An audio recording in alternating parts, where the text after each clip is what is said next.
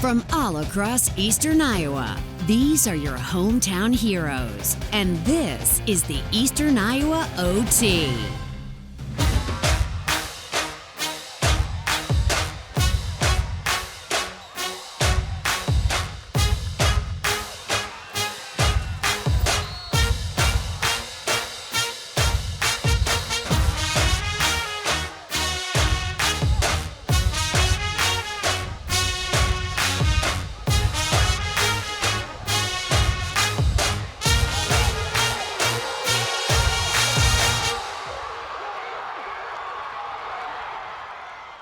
Week 2 of the OT, we are still just at the genesis of another high school football season. So much to be decided. Some teams without a lot of football history establishing their place in the polls. One team playing on a new turf, but we start the show with the P-Hawks with a fancy new logo.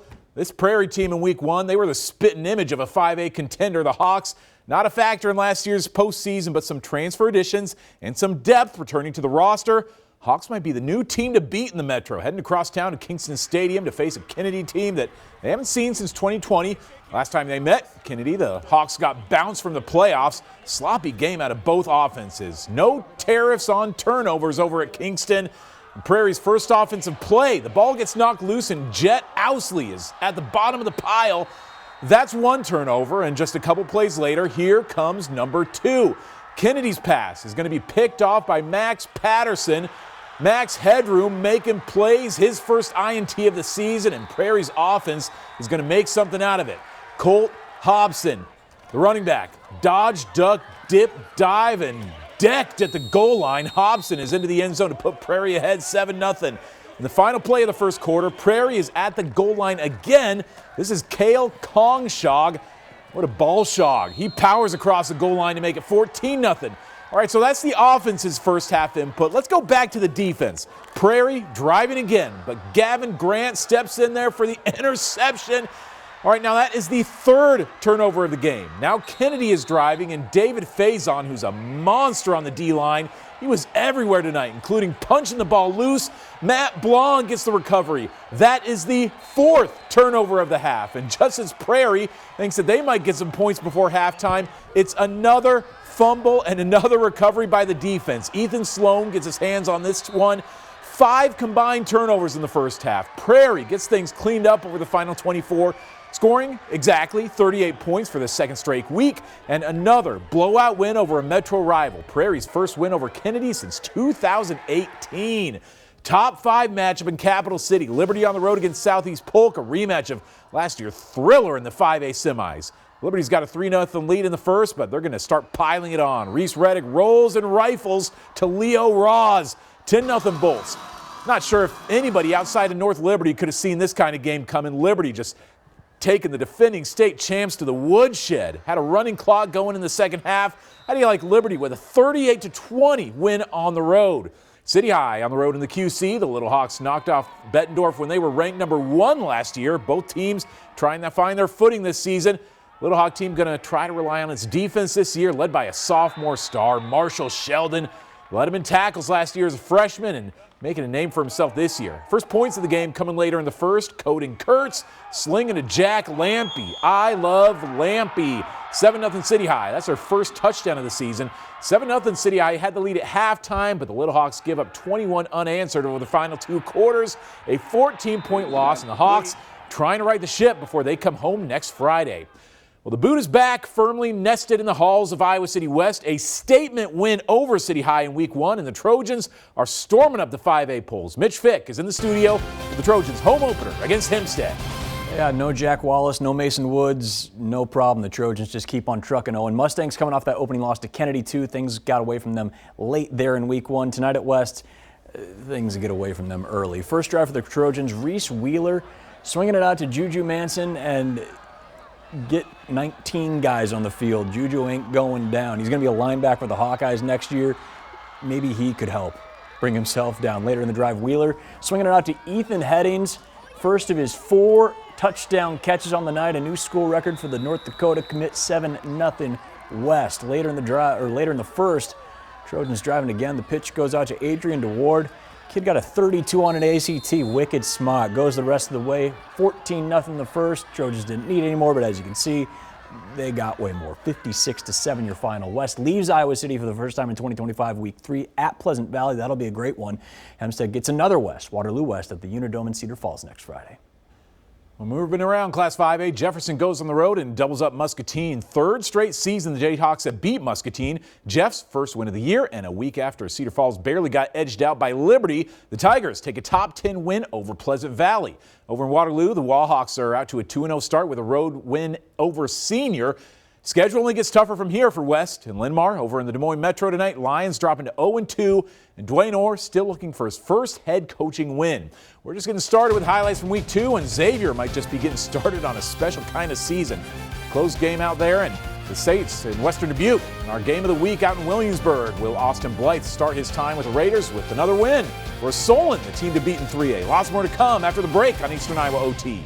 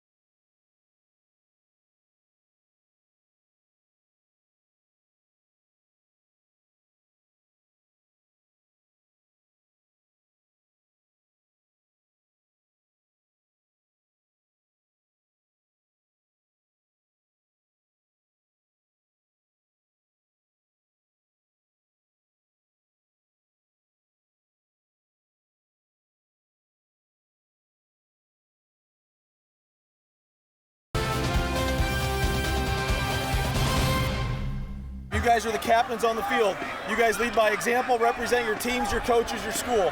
Got it? Yes, sir. Anything you will see on the field you want us to address, please approach us respectfully and we'll take care of it. Hey, the back lines are going to come together. Hey, in the past, what else have they done? Reversing the backside guys. Wrap them up! Wrap them up!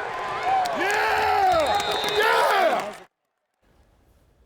31-0 Xavier shut out North Scott last week. A top 10 skunking of the Lancers, and people are starting to talk about Xavier as a team to be reckoned with again in Class 4A. Another chance to prove it tonight against Western Dubuque. Coach Schulte says that the Bobcats are the only team that requests to play the Saints every year. A lot of mutual respect between Schulte and Justin Penner, who's always looking for a challenge, and he's getting one tonight with the Saints ahead 7-0 at halftime. They start the third with a stereotypical, trademark, methodical drive down the field. I am unaware if Dwayne Schulte has an annuity, but he does call J.G. Wentworth 877 Cash now. Cash Parks, one of the most entertaining quarterbacks in Iowa, from the 1-yard line, pushes his way across the goal line. That drive bled about 6.5 minutes off the game clock. 14-0 Xavier, but back come the Bobcats. They carve up Xavier's defense on the ensuing drive. Drew Bergfeld, who rushed for nearly 1,000 yards as a sophomore, first rushing score of the season, cuts the lead in half. But Xavier had just a bit more in the tank. Early fourth, Parks, Cash, money to Ryan Kelly. He gets the toes down. What a grab from Kelly. Cash Parks responsible for all 3 touchdowns tonight, and the Saints win by 8. Western Dubuque, for my money, the best 0-2 team in Iowa. Their first 2 losses are to teams who have won state championships in the last 3 seasons. Center Point-Urbana and Marion, both teams looking for their first wins of the year. Both looking for their first points of the year. Marion scored right before the cameras got there, but here's CPU's first points. A.J. Maloney, shifty out of the backfield, and this kid can fly 71 yards to the house. CPU would miss that 2-point conversion, so the Wolves keep a 7-6 lead. Marion's Colby Belts isn't expecting this one. A high snap over his head, picks it up and tries to make a play, but throws it into harm's way. Picked off by Nicholas Miller, brought down in Marion territory. 3rd and goal, the Storm and Pointers get creative. An end around to Carter Duffy. Gets to the outside and dives for the pylon. He's in for the score. CPU had a 12-7 lead at the half, but Marion on the second half on their home turf. 14 unanswered in the second half to pick up their first win of the season. Mount Vernon just blew the doors off of Monticello with a 56-point showcase in week 1. Number 1 in 3A, the Remuda returns to the stable for the home opener. Mustangs on the first drive. Kellen Haverback spreading the wealth tonight to Mikey Ryan. His second in 2 games, and the Mustangs are moving and shaking. Later in the first, Haverback putting this team on his back, gets it to the sideline, absorbs a hit, and look at this kid run. Down the paint, Haverback toying with this Benton defense. The Drake commit late now in the first half. Going to Tommy Romberg this time, right at the front pylon. He gets the feet down for his second career touchdown. Benton, they got on the board late in the half with an Elias Bischke plunge across the goal line. The Bobcats made a game of this thing late, held the Mustangs to just 7 second-half points, but Mount Vernon now 2-0 with a 10-point win. We might be sending Patrick Smith to check out Mount Vernon next week. They're going to be on the road in Solon, who's got a gauntlet over the first 4 weeks. Tonight, their travails take them to Williamsburg, where Patrick has highlights from our Game of the Week. Williamsburg opens a brand new chapter this year with first-year head coach and former Raider alum and former Hawkeye alum and former NFL offensive lineman Austin Blythe. Solon, they look to turn to their brand new quarterback in Eli Campman, who was on a tear in week 1. 5+ touchdowns and 250+ in the air. But this year's matchup last year did not go the way for the Spartans. 42-13 was the outcome of last year in favor of the Raiders. With both teams winning their week 1 games, this week's showdown sets up as an early test for each side. Opening drive for the Spartans, the snap is low, gets by Kempman and recovered by the Raiders, setting them up in plus territory, and they take advantage of that. Rogan Ackerman in the backup is going to look deep. He connects with Albert Bamrick. 28 yards. Raiders strike first. Few possessions later, Kempman scanning, heaves it high into the night. Maddox Kelly, wow, he just bounced off a trampoline. 40 yards, sets the Spartans, and the man that just caught that, Kelly, cuts it right, ties this thing up at 7. They get the ball right back. Kempman on the QB draw makes it look easy. He's got the wheels also. Solon leads at 14-7. 15 seconds left in the half. Eli looking to the corner in the end zone. Another insane grab by this whiteout group. 20 yards for Caden Hooper. This team was smelling revenge from the start. Second half, Ackerman going deep, and it's picked off by Ethan Olch. There is something in this turf making these kids jump that high. 2 plays later, Kempman finds Hopper crossing through the middle. He's going to turn the Jets on. Gets a block. Bye-bye. 61 yards to the house. Solon fully switches the script from last year. They steamroll through the Raiders. I don't want to say this is a game we had marked or anything, but it's turned into a pretty good rivalry, and they've had our number the last 2 times we played them, and I mean that was definitely in our kids' minds, and they wanted to come out, and we didn't necessarily start out the way we wanted to, but their response was great. Solon finally gets the Raiders' number with a 33-14 final. Reporting from Williamsburg, I'm Patrick Smith for Eastern Iowa OT. Man, that's going to be a good one next week between Solon and Mount Vernon. A few more scores to get to in week 2. West Delaware with a 41-6 win over North Fayette Valley, and Dubuque Waller in their defense of the state championship they won in 3A last year. They get a 41-0 win on the road in Anamosa against a Raider team that's ranked 10th right now in Class 2A. Coming up, more Eastern Iowa OT. Mid-Prairie trying to prove that they belong as one of the contenders in the state. On the road in Alburnett against a Pirate team that's looking good to start the year. And a first-of-its-kind homecoming for the newly reborn Cedar Ridge Christian, playing on grass that hasn't seen the Friday night lights in decades. And historic night in Cedar Falls. That's next on Eastern Iowa OT.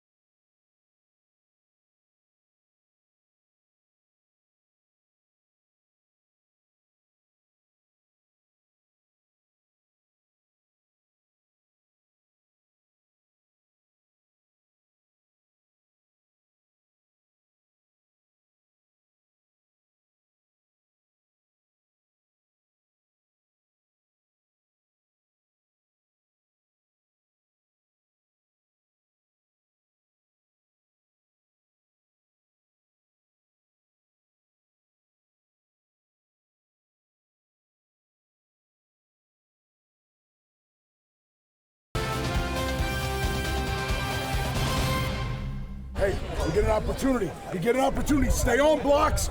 Make it legal. Hands inside. Drive our feet. Okay? We got this. Hey, set the tone right now. Let them know we're here to stay. Here we go. Let's go. It's 103. 103 is one. Power right, print, sniff, 32 minutes. All right, on the ball, Oh, you got it? The Mid-Prairie Golden Hawks are not a football program steeped in deep football lore. They've never played at the Unidome. They've never made it past the state quarterfinals. Never can I remember if they're the Golden Hawks or Golden Eagles, but now they might be making an impression. Ranked 4th right now in the Des Moines Register polls, and they're on the road tonight in Alburnett. The Buccos gutted a shutout win last week against CPU. First Alburnett drive. This is too easy. Lake and Caves going right up the middle. Hardly touched. He turns on the burners. One man to beat. 70-yard touchdown run for a kid who might be one of the best running backs in the entire class. Mid-Prairie, now they're looking for a response. On 4th and short, they are stuffed. Hunter Sauer makes the stop in the backfield, and it's a turnover on downs. And Alburnett finds a way to capitalize. Just a few plays later, Caves again, this time on the outside, hits the corner, and nobody is catching him. This one for 36 yards. Caves had 5 touchdowns on the night. Now I think he's got 7 on the season, scored every touchdown this year for Alburnett. Outside of 1 I think he would have had tonight. Just a crazy game. 3 touchdowns in the final 2 minutes. Alburnett 2-0 now as they hold on 42-37 over Mid-Prairie. Well, the Marv Cook Bowl takes on some new meaning this year. A new head coach in the branch, a new dream of state championships in Regina. Are the Regals worth all the hype? Mitch Fick back in the studio with 2 teams who badly want a 2-0 start to the year. And it's funny you mentioned Marvo, and you would think he wouldn't miss his alma maters going up against the program he led to 7 straight state championships. But tonight's visit back to Regina for his son Drew, inducted into the Regals Athletics Hall of Fame, the only father-son duo to be in the Hall. So congrats to the Cooks. Pick it up in the second. Regina 14-0 lead. Looking for more. Michael Montgomery with the block. Connor Caper with the pick. He's taking it back close to midfield. Bears trying to make something happen before the half. Later in the quarter, late in it, Vernon Dale's shot to the end zone going to get picked off by Drew Grieve. Great sunset back there. Regals hold the 2-score lead at the break. Third quarter, the offense starts clicking again for Regina. Grieve plays offense as well. Kyle Tracy drops one in the bucket for 1-3. That'll set up the Regals on the 4-yard line. Gabriel Hegelheimer gets the score, and then he'd kick his own extra point afterwards, too. Multitasking, that's big. Regina moves to 2-0 with a 28-16 win over West Branch. Not seeing their Savion Miller running for a $180+ for the Regals. Regina hosts Alburnett next Friday. What one? That'll be a great one in week 3. West Branch hosts Commance next Friday. All right, got a few more to get to in Class 1A. Grundy Center with a 41-7 win over Columbus Catholic. Grundy Center, number 2 in the state right now. That is their 41st consecutive win, appropriate for their night. They scored 41 points, I suppose. The rivals from Dike New Hartford and Applington Parksburg. D&H scoring 7 points in the third quarter, and that was all we saw out of this one. The Wolverines, 7-0. They pick up the win over AP. Wolverines are 2-0 now. Cedar Ridge Christian School is coming home for the first time. A football program only in its 3rd year. The Regents played every single game on the road for the first 2 seasons.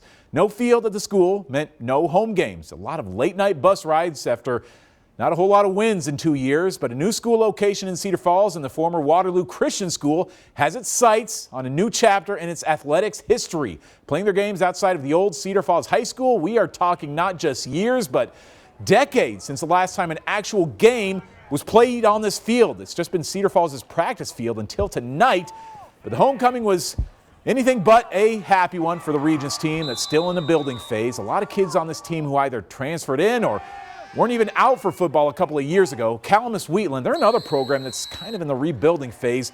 They too did not even have a varsity team a few years ago, but they have found their way back. 40 points the Calamus Wheatland scored in the first half. Have not yet seen a final score from this one. I feel comfortable saying the Warriors managed to hold on to that lead, and they spoiled the first ever home game for Cedar Ridge Christian.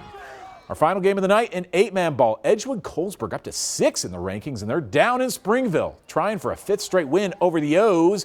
And the Vikes are taking this game over right from their opening drive. Jax Steger to a wide open Jaden Miller for the Edco touchdown. 8-0 Vikes are in front, and Springville trying to do what they can for an answer, but this is not going to be it. Mason Hoy on the scramble. He drops the ball. Christopher Lang, bang, bang, Lang. A scoop and score touchdown, and it's 22-0 Vikings. Still in the first half, it's the Jax and Jaden connection doing wonders for the Vikes. Their second touchdown hookup of the night, 28-0 in the blink of an eye. Steger, who's just a sophomore, threw 6 touchdowns tonight. 3 of them went to his fellow sophomore, Jaden Miller. This is a young squad up at Edco. Going to make a good run at the postseason this year, though. A few more scores to get to in 8-man football. Iowa Valley, they've got to be one of the best teams playing 8-player ball this season. 74-6, they go on the road and beat Belle Plaine, avenging a loss that came in the final week of the regular season last year. That Iowa Valley team going to be a tough one to handle this year. Another 74-burger out of Don Bosco, 74 points. They beat West Central, shut them out on their home field tonight. We are not done yet with week 2. Our play of the week closes out the second night of high school football. Do not go anywhere.